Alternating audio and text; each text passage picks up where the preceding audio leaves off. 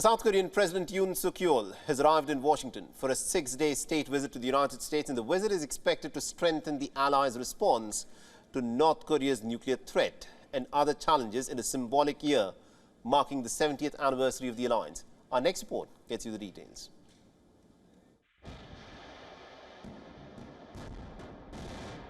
In some ways, it looks like the same old story.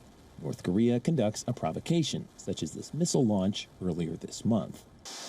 In response, the U.S. and South Korea hold big displays of military strength, such as these drills on a U.S. aircraft carrier. Here in Seoul, some version of this has happened for 7 decades, which is how long the U.S. and South Korea have been allies. But as both sides celebrate their alliance this week at the White House, several issues of trust have emerged. Perhaps the biggest is whether South Koreans can trust the U.S. to defend their country.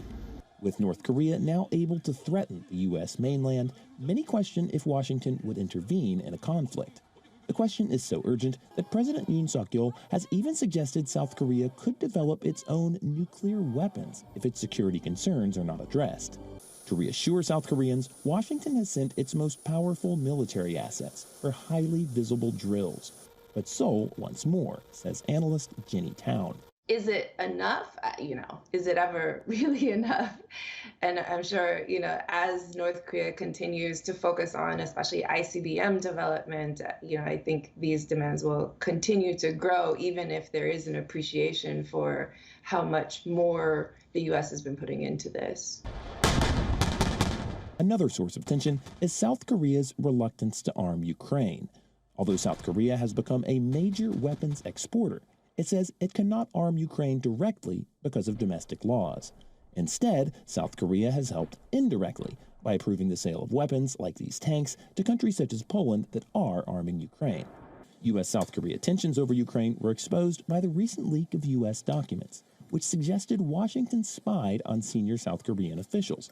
Seoul has downplayed the incident, but many Koreans remain upset, says scholar Park Won-gon. Because South Korea and the United States, we are allies, and then the leaking information is nothing new.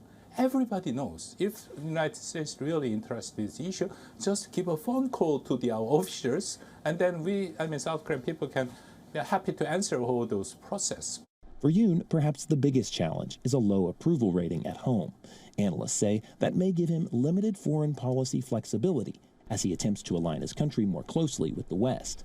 But in Washington, Yoon hopes to encounter a friendlier audience as he celebrates 7 decades of an alliance that is broadly popular in both countries. Bill Gallo, VOA News, Seoul, South Korea. WION is now available in your country. Download the app now and get all the news on the move.